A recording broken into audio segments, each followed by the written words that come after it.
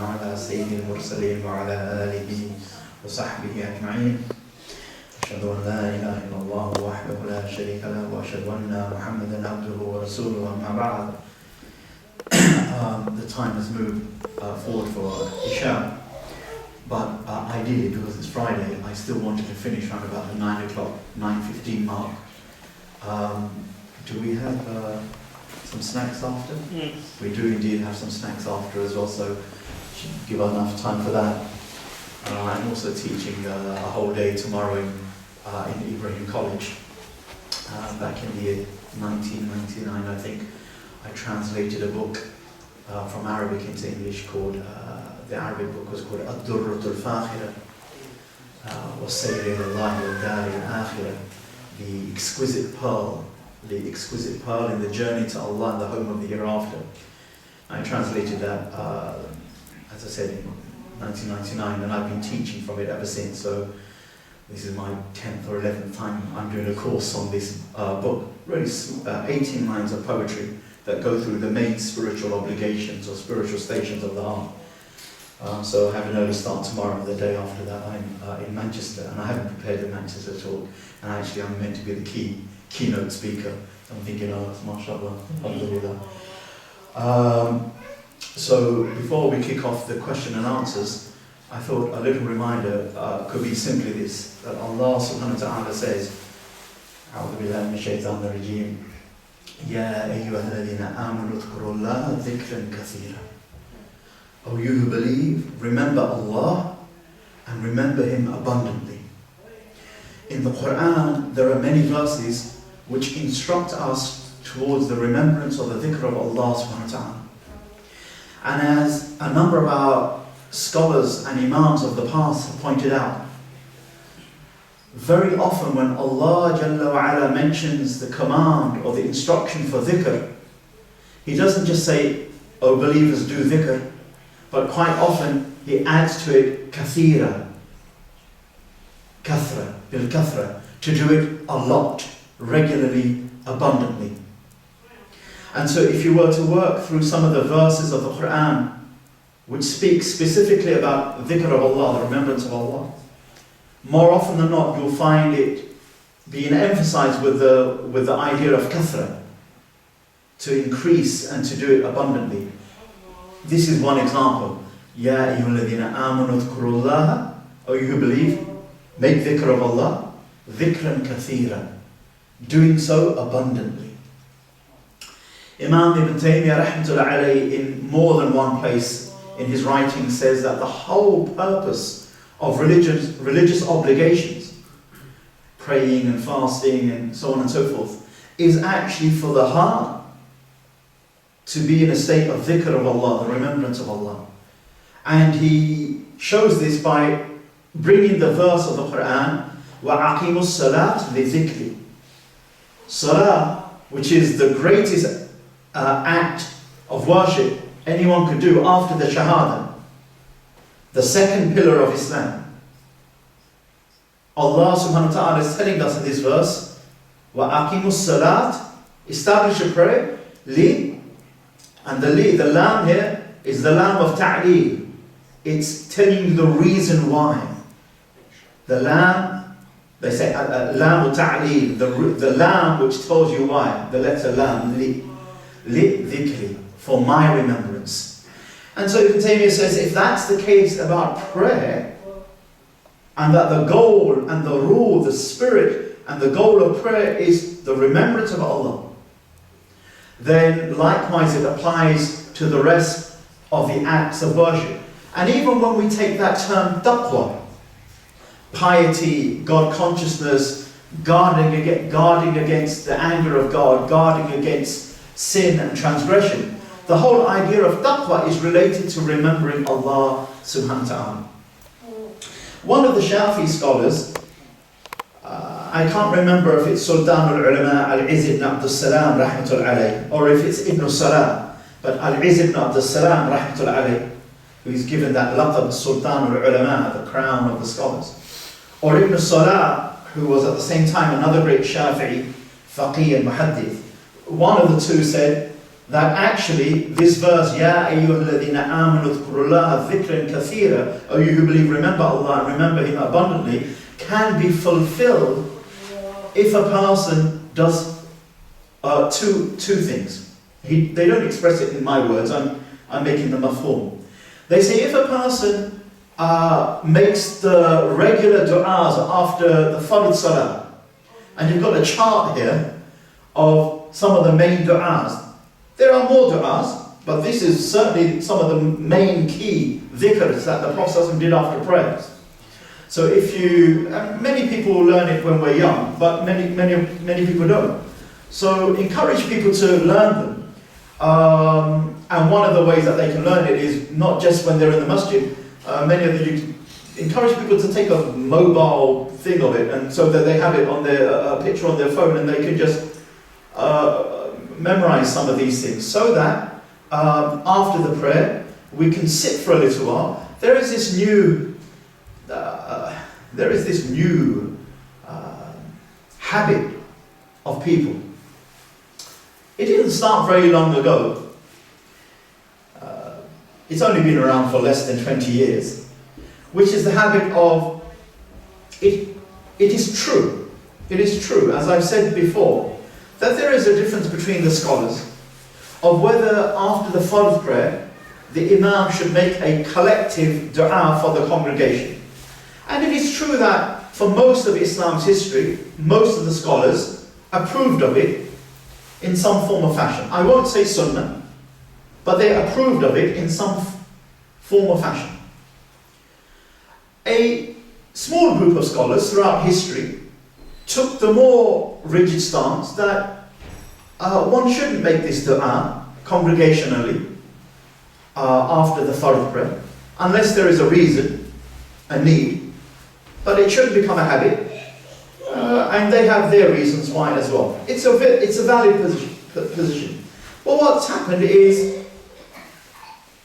some people think that those of the Imams that do this, and it's been the majority opinion of doing it, there's some kind of deviance. This has nothing to do with deviancy. This has nothing to do with Ahlul Sunnah and Ahlul Bid'ah, the true rightly guided people and the misguided Muslims. This is simply to do with a difference of opinion.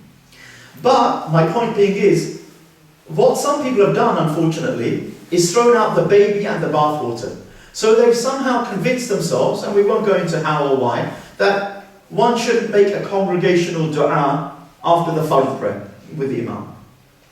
So what they do is they don't make any dua at all, and they hardly make any dhikr at all. So as soon as the salams are done, up they get and out they leave.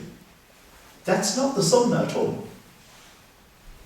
The sunnah is there to make your personal dua. The sunnah is there to make some dhikr after the prayer.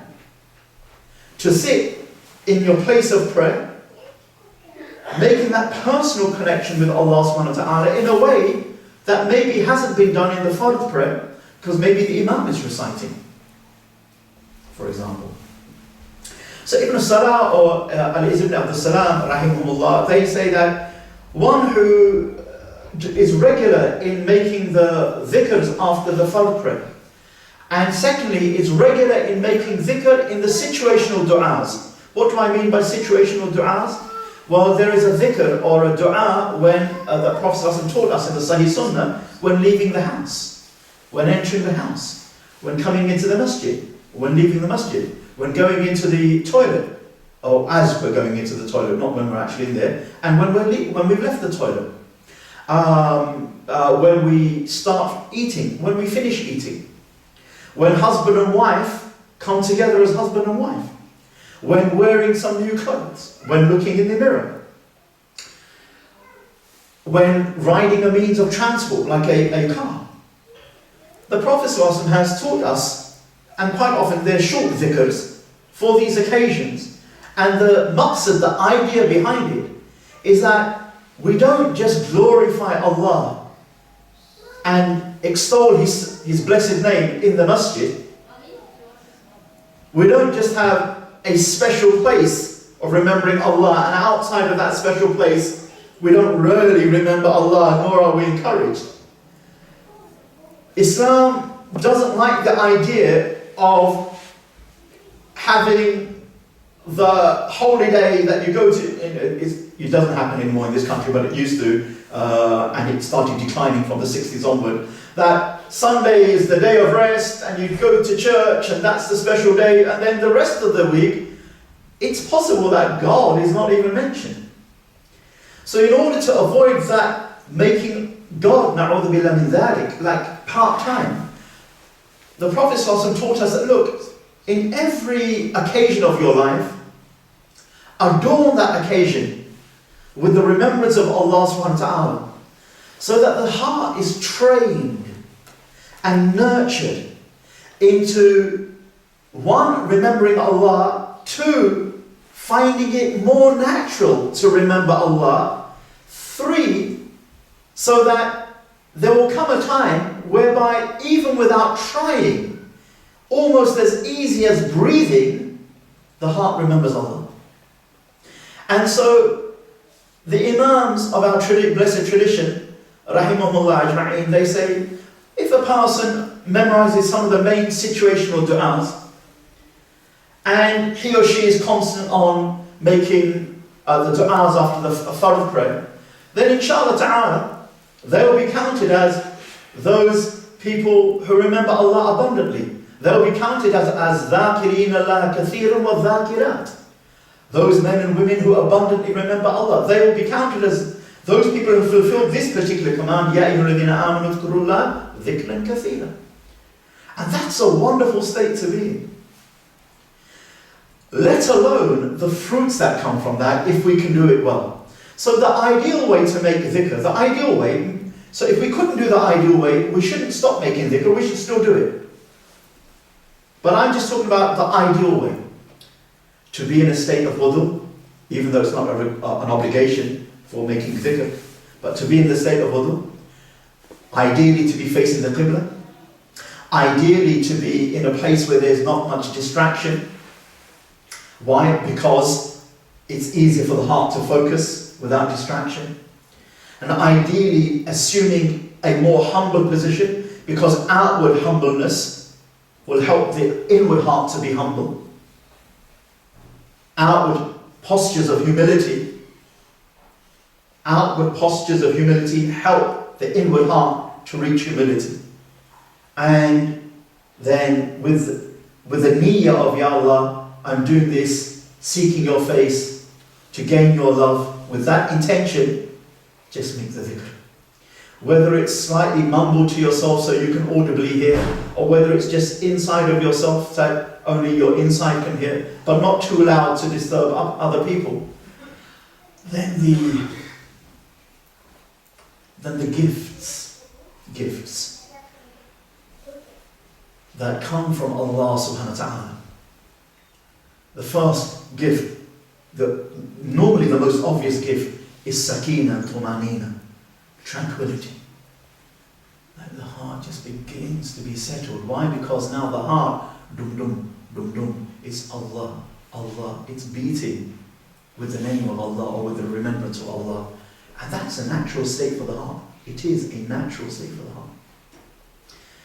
And the divine light, the nur from Allah, comes flooding down onto the heart.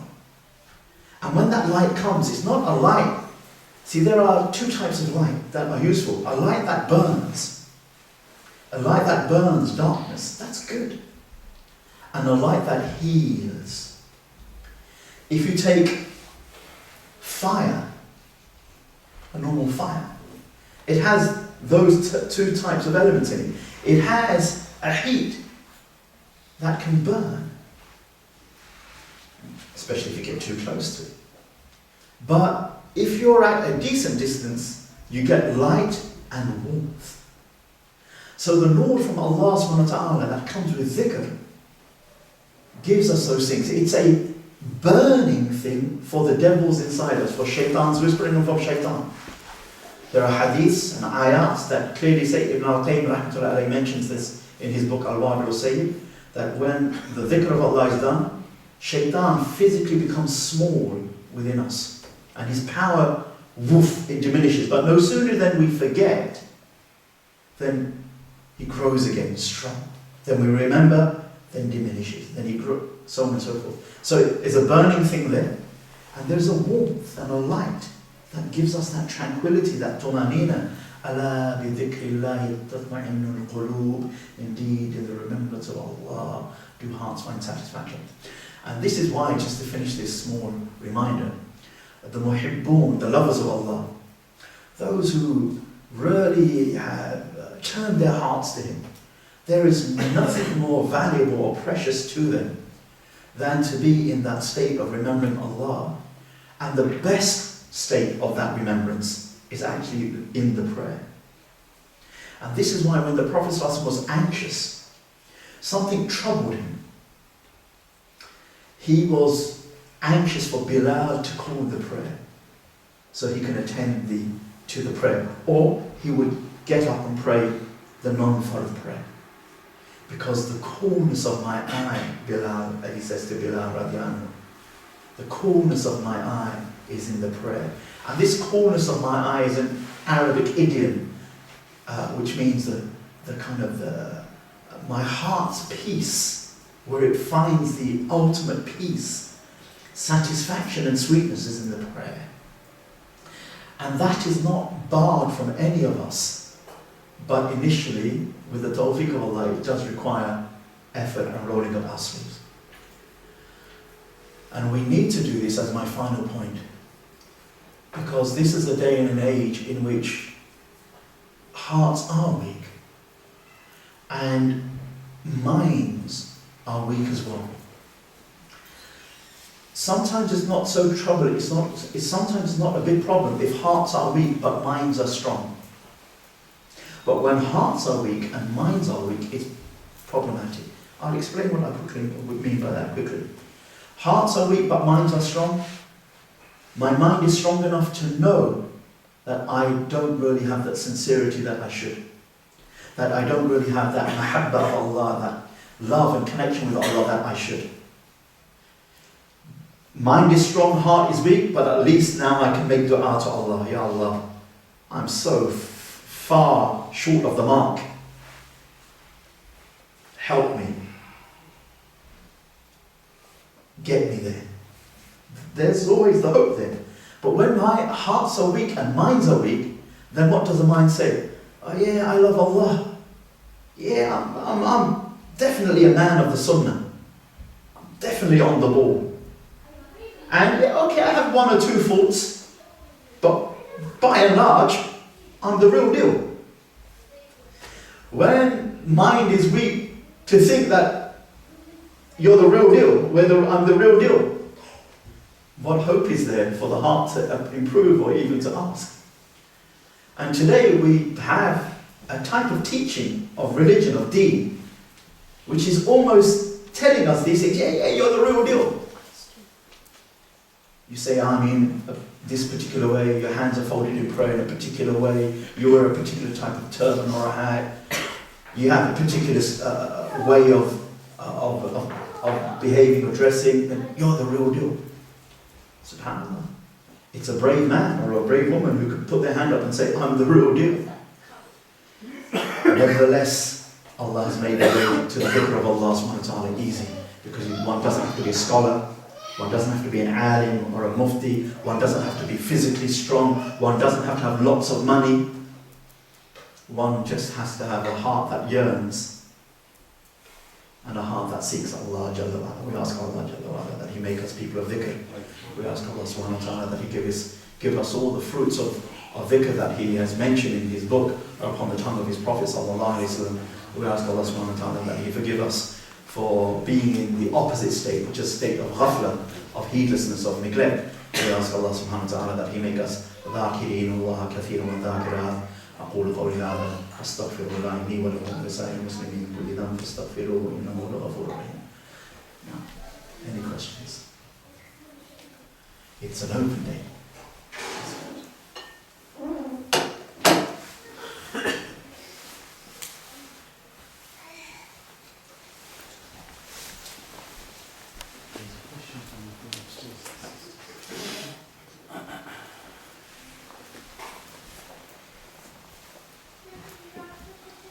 How is the sun hurt by the eclipses or the eclipse? Allah, I'm not quite sure where the hurt bit comes from, though I vaguely recall a hadith mentioning something about the sun and eclipse, but I can't remember that, so Allah. What I do recall is that the Prophet said, don't take the eclipse as an omen. These natural phenomena that Allah sets in creation, don't take them as omens. Oh, the eclipse happened, therefore something is bad. Because in the Sahih Hadith, we learn that the Prophet's young son Ibrahim, less than 2 years old, even, and some say even less than a year old, it was on the day of an eclipse that he began to breathe his last breaths, and he died in the Prophet's arms. And someone linked this, does it have any connection with an eclipse? Has the eclipse brought a bad omen? And the Prophet said, no, these signs of Allah don't bring bad omens. There is no bad omens. But as regards to this particular question, Wallah, which then reminds me two things. One, Alhamdulillah, Hafiz Zia really bigged me up, mashallah. I'm not really a scholar or a mufti, I'm a talib al-ilm, some of you, but it's true that I thank Allah, and I openly confess my blessings that He's given me almost 20 years or more of sitting with the ulama and studying texts with them. But in the beginning I thought 2 or 3 years and I'll be like the ulama. Then when 2 or 3 years came, I thought 3 or 4 more years and I'll be like the ulama. And after 3 or 4 more years, I realized that, subhanAllah, even if I had another 50 years, I wouldn't really be like the ulama. Okay, because some of the ulama are just, subhanAllah, they're just so... you will only appreciate the depth of knowledge of someone if you yourself have some level.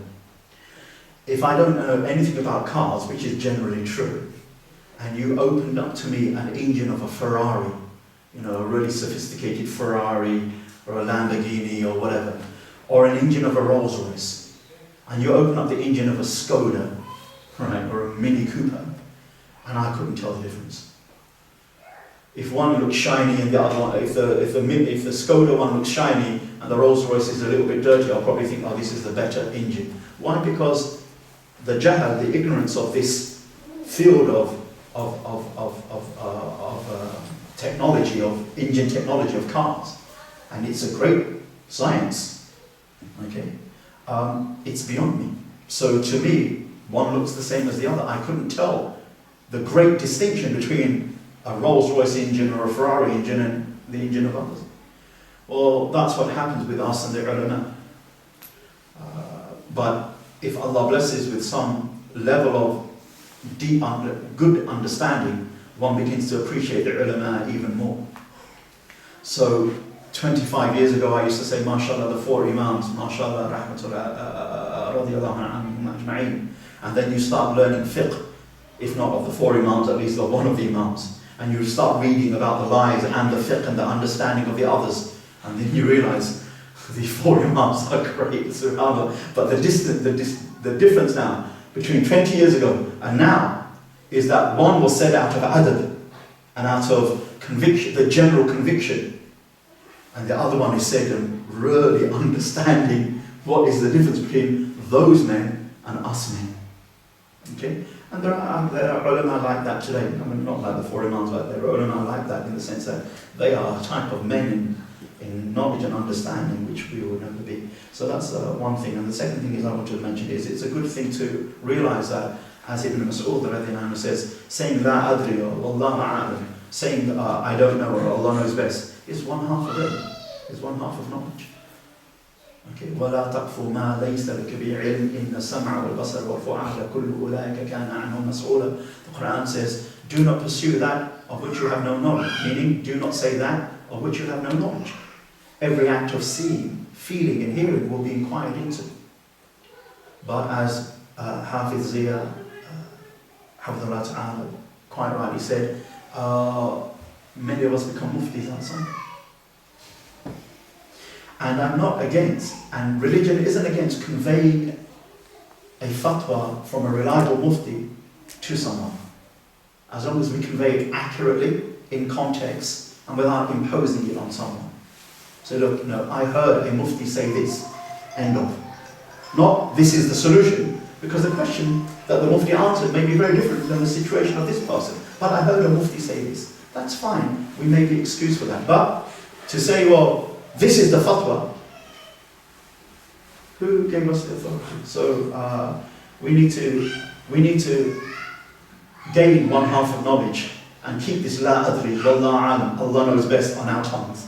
This is more pious and more pleasing to Allah than giving an answer. Okay? Than giving an answer. You mentioned to read Quran, actually read the meaning and contemplate. In today's khutbah, yeah? Yeah. So when we read, everyone has a different level of knowledge and understanding. To what degree can we actually take away from after reading the ayats of the... This is a question which poses a bit of difficulty today, in this day and age, in which egos are big and whims and desires are followed very strongly. Because on the one hand, the Quran came down as a book to be read, understood, reflected upon and understood, and then followed through. It wasn't a book that came just to be recited without meaning or understanding. No Muslim will disagree with this part of my answer. And yet, on the other hand, the Quran has severe warnings about giving fatwas and religious rulings and religious answers without knowledge, inventing opinions and making your own tafsir. In the hadiths in the Sunan of Abu Dawud and the Sunan of Tirmidhi, there are some weaknesses in it, but generally, collectively, these hadiths are either sahih in themselves or sahih in their ma'na, in their meaning, in which we find the hadith which states, whoever interprets the Quran according to his own opinion, even if he is right, فَلْيَتَبَوَّ مَقْعَدَهُ مِنَ النَّارِ, let him take his seat in the fire of hell. Whoever interprets the Quran according to his own opinion, even if he is right, even if he is correct, let him take his seat in the fire of hell.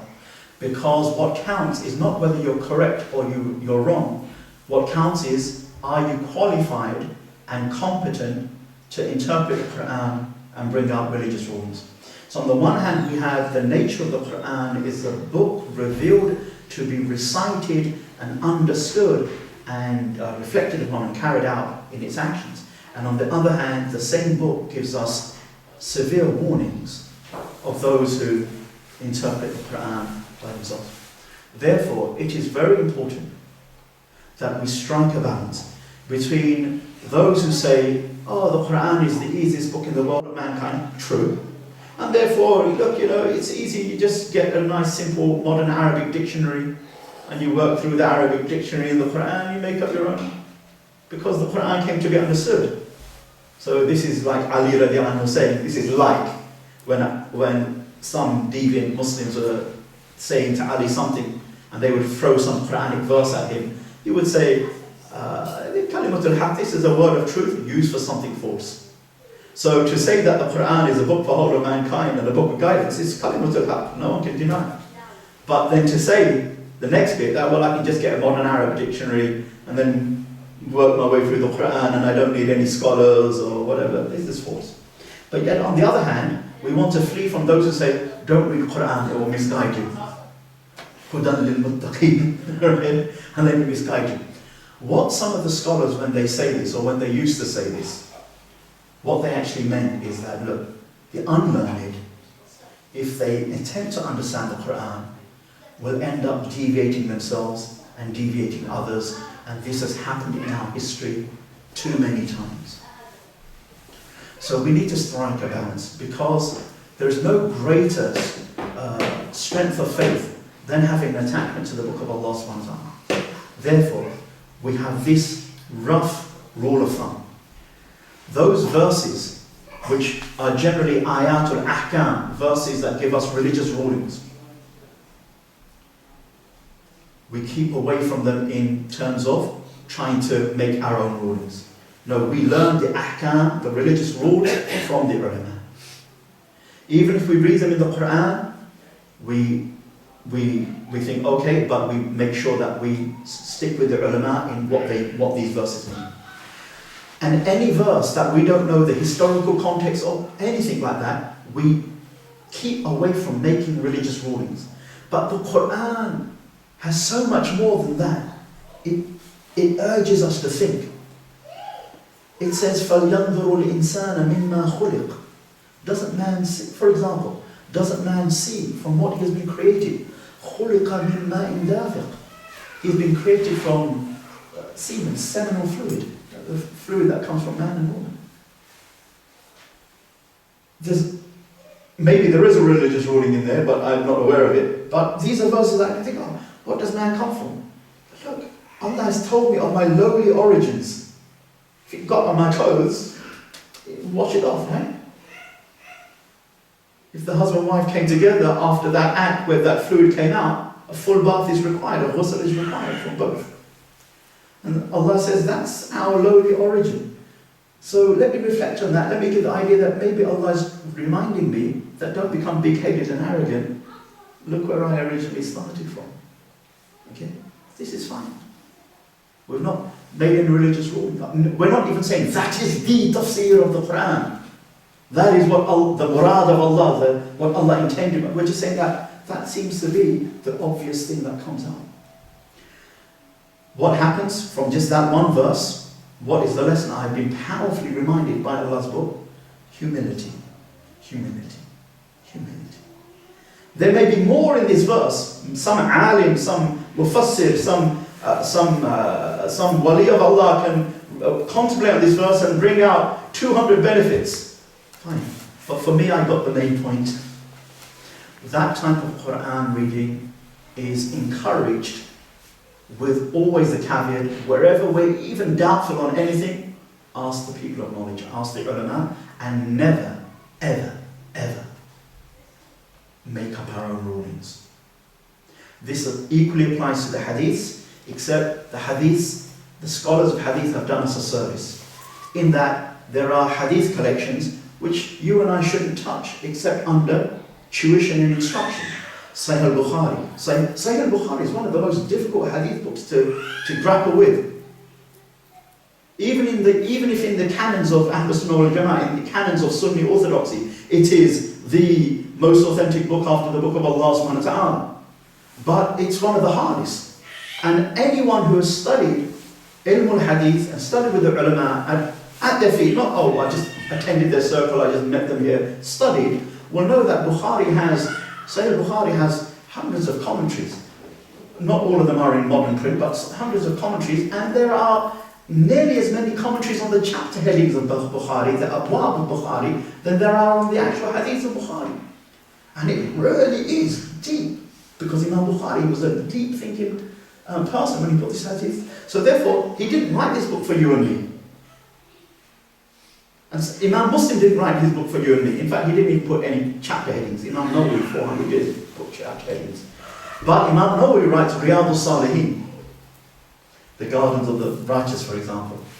And other scholars before him and after him have collected hadiths which were compiled so that not just scholars but lay people, the Amat al-Nas, can benefit. Those are the types of hadith books we should access.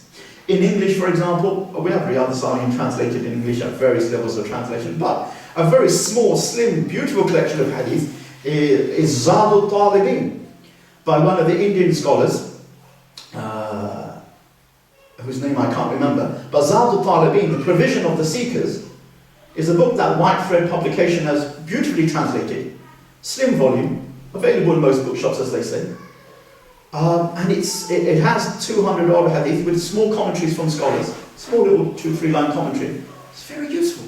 Those are the type of things that if we're going to read hadith books and to try to connect ourselves to the words of the Prophet ﷺ, that's how we need to be doing it. I used to work in a bookshop for a little while in the wider area, selling Islamic books. And I used to severely discourage people from buying Sahih Bukhari. People would come in and say, the translation of Bukhari in 9 or 10 volumes. They say, how much is it? oh, it's £90 or £100 or whatever it was. And why? And I'd say, why? Why are you buying Bukhari? Oh, because it's the most famous hadith book in the world. Fine, yeah, that's true. But how are you jumping from there to you should have it on your shelf and you should start reading it? This is a bid'ah. Find me any person in Muslim history, any scholar who said, yeah, lay people, go read Bukhari. Show me anyone. Ibn Taymiyyah, Ibn al-Qayyim, Ibn Rajab al-Hanbali from the popular ones that are quoted. Never. Never. But there are books useful for us. Why? Because every human being has food suitable for themselves. And when we are not mature adults, we don't eat solid foods. We have to take Farley's rusk on the nose rest. So if by doing this without ahkam, without fatwas, without tafsir, just trying to get to the core understanding. And sometimes there are, our ulama have also done rough translations of the Quran with small footnotes, like 1 line, 2 line footnotes to be helpful. Take help from those as well. But I follow the opinion of those teachers, those are my teachers who say it's really important that each of us have a ta'alluq, a connection with the Quran, but being aware of the two dangers and extremes. But whoever recites the Quran, even without understanding, there is much ajr in that as well. And if in the month of Ramadan, one wants to read the entire khatam without understanding a single letter, then this is the norm for the ummah in Ramadan. So much so that Bisanad Sahih, Imam Shafi did 60 khatams of the Quran in Ramadan. 60 khatams, one in the evening, one in the night time. And it's very difficult to try to reflect and ponder in 60 khatams. Okay? Because this is the habit of the Muslims. We try to make at least one khatam. Fulfill that piece of advice by Abu Hanifa radiallahu anhu, that let the Muslim have 2 khatams in a year, at least. Right? One in Ramadan, and one outside of Ramadan. That's kind of the minimum. We shouldn't just aim for it, but given our state of affairs, this is something good to strive for. I know it's best. No. No. Do we have to, when we read Salatul Khusuf, do you have to see the eclipse by our eyes outside the masjid, or we can pray inside the masjid? The eclipse prayer, which happens when there is an eclipse, which in the UK happened today in the morning, and won't be occurring again in the UK for the next 10 or 11 years. The eclipse prayer, it is not a condition to actually see the eclipse yourself as an individual.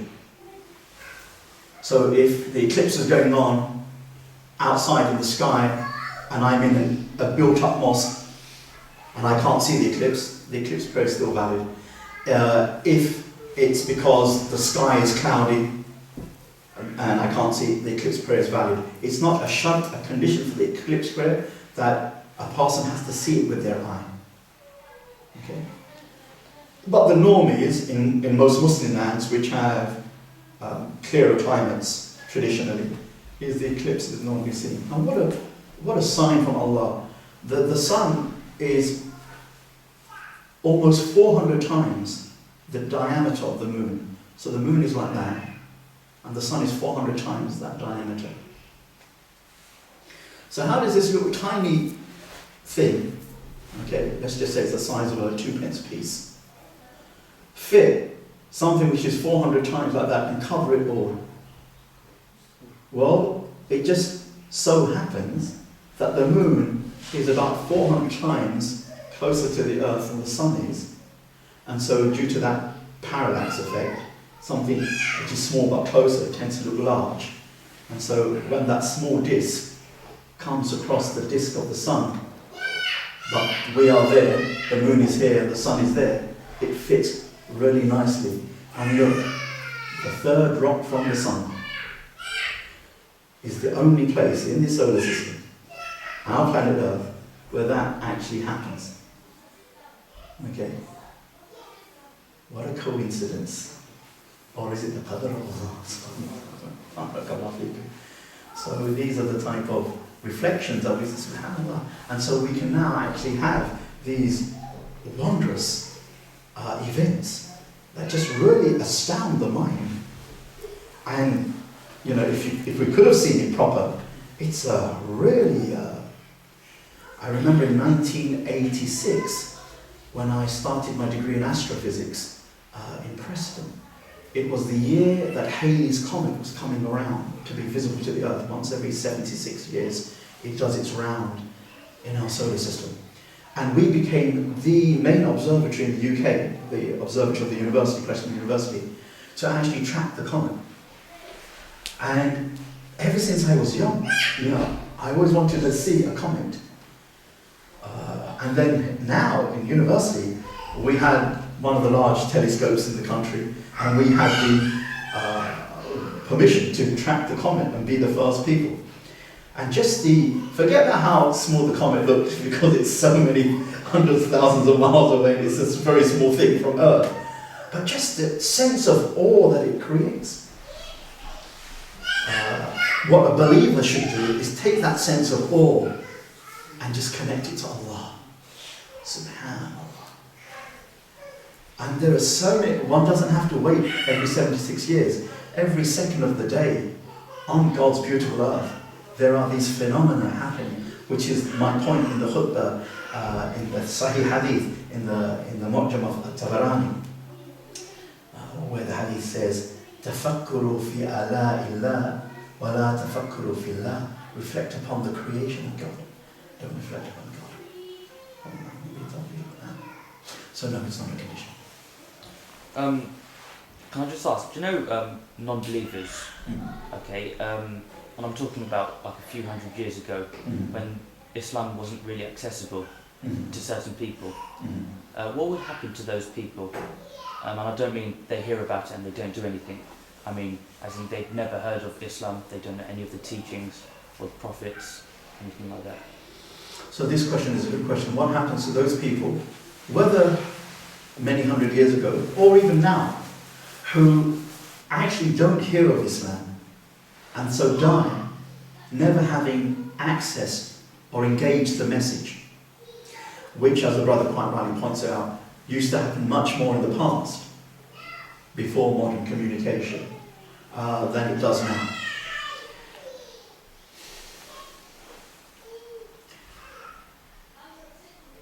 I'd like you to, let's make this the last question, and I'd like you to pay attention, because it has a few little aqidah subtleties.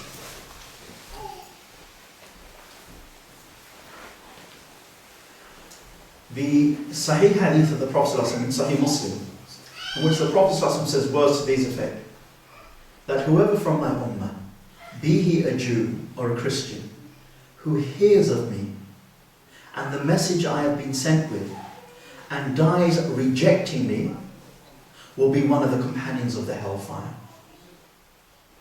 A Jew or a Christian who hears of me and the message which I have been sent with, and dies rejecting it, will be one of the companions of the hellfire. So the question then comes up, what if they die not hearing about the Prophet ﷺ or his message? Most theologians, most scholars of Aqidah, classically, have pointed to the verse in the Quran, وَمَا كُنَّا مُعَذِّبِينَ حَتَّى نَبْعَثَ رَسُولًا. وَمَا كُنَّا مُعَذِّبِينَ حَتَّى نَبْعَثَ رَسُولًا. Never do we punish a people until we send to them a messenger. So one group of our scholars say that if a person hasn't received the message, he will be or she will be one of those people excused in the hereafter. In this world, because they have not said the Shahada, because they have not declared the Islam, they are non-Muslims, kafirs, and the rules of kafirs applies to them. They're not buried in our graveyard, we don't inherit from them, so on and so forth. And in the hereafter, Allah most merciful will either accept their excuse or not. And there will be some who will be excused and others won't. That's a very well-established opinion based upon this verse of the Quran. It also happens to be the one that has the most scope of rahmah in it. There is another opinion of the scholars of Aqidah, of Usul al-Din, Ilm al-Kalam, that say that no, we will tweak it a little bit. And a lot of the classical Hanafi scholars have taken this opinion, which is that it is true that never do we punish a people until we send to them a messenger. But if a person was given the chance in this life to even, it comes into his mind, who created me? How did I get here? How did the universe come into being? How did this planet come about? For everything that is created, there must be a creator. And this question comes into their hearts, their minds, and they try to brush it aside. They try to suppress it so that they don't have to think about the answer or the consequences. Then they are not excused. They haven't rejected. They haven't made takdeeb. They haven't belied the message. They haven't rejected the message. But they haven't followed through the natural consequence of their fitrah. So one group of scholars say, those type of people will not come under the first category of people who are excused. Wallah, the truth is between that and that.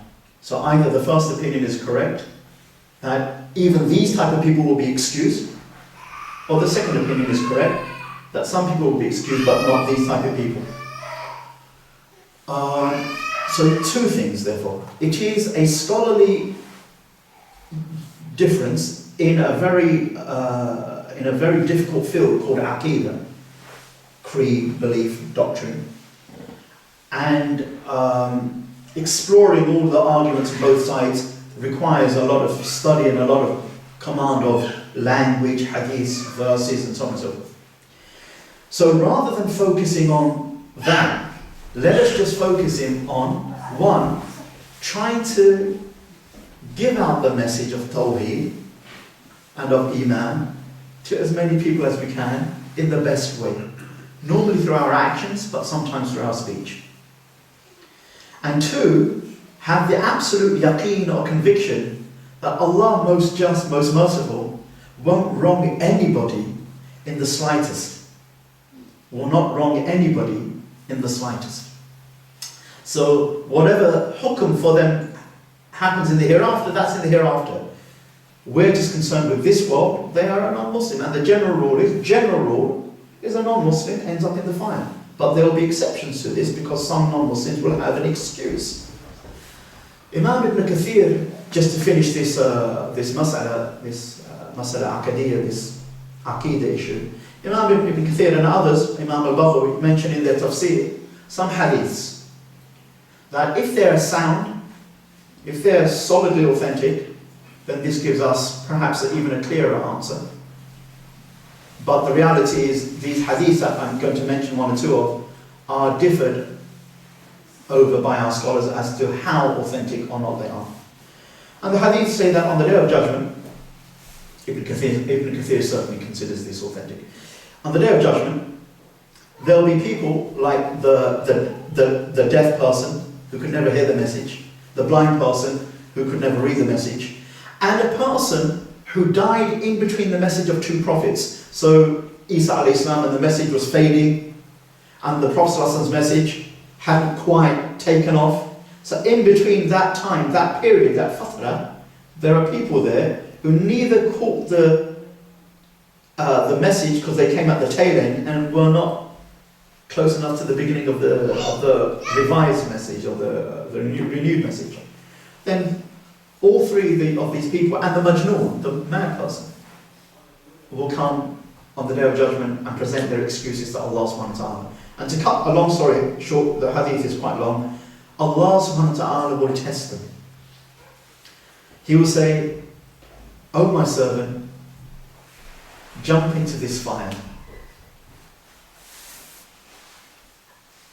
And the Lord is commanding, Allah Jalla wa Ala is commanding, and the person knows that. If they obey Allah, and the fire actually turns out to be a garden, If they obey Allah, they are entered into paradise and counted as those who accepted faith.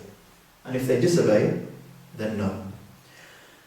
However, the discussion is about how authentic they are and how strong their dalala, their textual indication is, so that it can override the first verse, وَمَا كُنَّا مُعَذِّبِينَ حَتَّى نَبْعَثَ رَسُولًا. So this becomes an issue of strong disagreement between and discussion between the Muslim jurists and theologians. And the reason why I went through that a little bit depth is two reasons. One, there is a lot of hope for non-Muslims who haven't heard the message, that there is something, even if scholars differ on exactly what that is, but Allah's mercy will not be absent from such people, and we have no doubt about that whatsoever.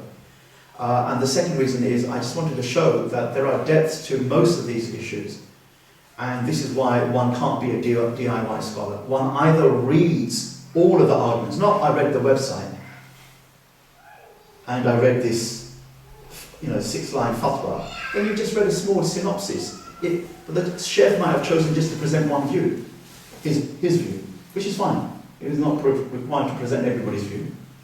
But to know the issue deeply, you'd have to study the source material. And unfortunately, too many people on the internet, unfortunately it happens not just on the internet, but other places.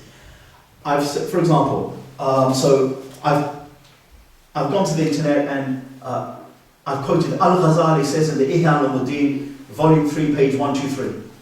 And I've put that in my article. Source, reference, Al-Ghazali, Ihya al-Muddin, volume 3, page 123. But you know what? I didn't even go to it. I didn't go and check it out. I used someone else's references, but yet I write it as if Abu Aaliyah has. That's khiyana, that's treachery. In academic circles, in universities, or even colleges, you would never accept this. Unless you say, look, I'm not a scholar, so everything that I quote is second-hand. So, yes, I have not gone back to the sources, but I trust where I got this from. But no, I'm quoting it as, and then someone says to me, Jazakallah khairan Abu Aaliyah, I say, oh, barakallahu feekum. Giving them the impression that, I did all that. No. Alhamdulillah, my habit has been for almost 20 years to actually go back to source material. So, if you go to my website, thehumbleline.com, whenever I quote something, you'll always see that not just the name of the book, the author, but the edition that I use, Riyadh Maktaba al-Ma'arif 2002. Whatever, showing you that is the book that I've actually accessed, either because it's on my bookshelf or it's on someone else's bookshelf that I've accessed. Because there's too much shoddy and pseudo scholarship. It's better to just say, you know what, I'm not an alim, I'm not even an academic. I left schools with no GCSEs. It's not a problem. Have halal earning, do a halal job, do your prayers, make tawbah, serve your parents, have good character. Allah will make you, in the akhirah, Allah will give you a higher place than half of these academics who just became arrogant with their ilm. But don't step into someone else's shoes. Okay, so that's the reason. Otherwise, we have great hope. The only other issue that someone like Al-Ghazali, rahmatullahi alayhi, mentions, and not many other scholars have mentioned it, but then Al-Ghazali is very unique in our tradition. He says that, he asks the question, this is that he died in the year 505 Hijrah. Okay, so many, over 1,000 years ago, he asked this question. Well, what happens if someone hears the message of Islam, but in a distorted way? So actually, it's a distorted message of Islam. So, do they fall under that hadith? Whoever, be a Jew or Christian, who hears of me and my message and dies rejecting it, and someone hears that, this Prophet Muhammad, he was a murderer, he was a terrorist, he was a this, he was a that, he incited his followers to violence, and they think, I don't think I want to follow that religion. So now they've heard of the Prophet, and they may have heard of, Muslims pray and fast, they claim allegiance to an Abrahamic way of life. But along with that, they've heard all of these things, that they allow, that part of their religion is to oppress women and is to kill civilians and and then they think, Then the question Al-Ghazali asks is, have they really heard of the message? Al-Ghazali comes to the conclusion that he feels they really haven't heard the message, they'll be one of those who are excused. What I'm trying to say is, let's just do our part and leave the justice and the mercy of Allah to Allah, because He won't falter. And we will be satisfied.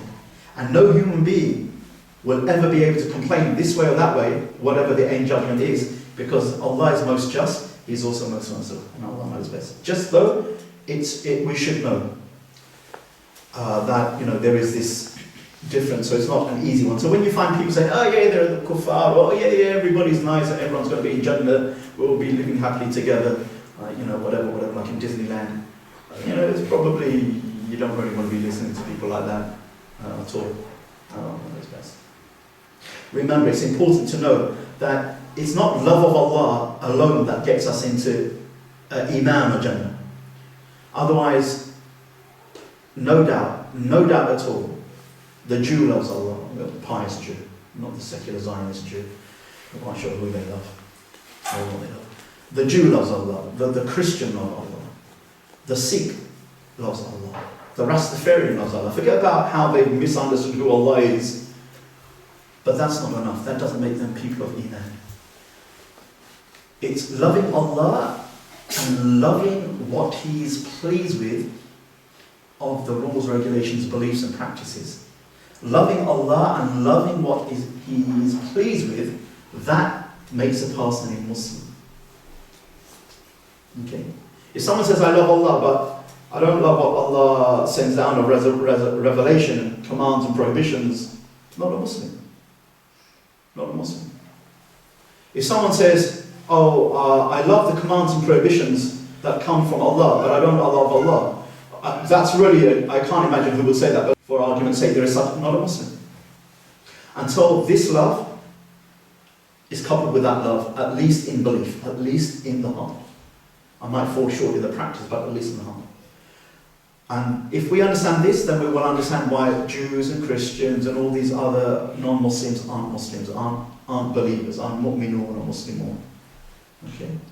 And that doesn't mean that we're talking about inciting violence or enmity, because we want to do the prophetic thing and show the beauty of Islam and beauty of Islam and bring them in to share this healing, inshallah. Allah knows best. Let's 9:25 inshallah, let's call it a day. So we've got some snacks inshallah. Three things. Hafiz Zia said that his grandfather is, according to his words, at Sakratul Maut, at death's door. So he asked that we need to ask, may Allah subhanahu wa ta'ala grant Hafiz Zia's grandfather shifa and healing, and may Allah subhanahu wa ta'ala cause this suffering that he may be going through to be part of his hasanat and to be an expiation of his sins. And may Allah subhanahu wa ta'ala take Hafiz Zia's grandfather, if it be Allah's decree, in the best way, with a husn al-khatimah. And may Allah subhanahu wa ta'ala grant us all husn al-khatimah's goodly deaths. Zia also has a friend whose best friend has recently just today had a car accident in Birmingham. And so this young man is critically ill in hospital. So we need to offer him a larger Allah grants him shifa and grants him a speedy recovery and grants patience to his family. We ask Allah that our youths who sometimes do some things which cause them difficulty, may Allah give us and them wisdom and understanding and carefulness in how we live our lives, and to understand the responsibility of what we're allowed. We ask Allah subhanahu wa ta'ala for tawfiq. Subhana rabbika rabbil izzati amma yasifun. Assalamu alaikum. Allah.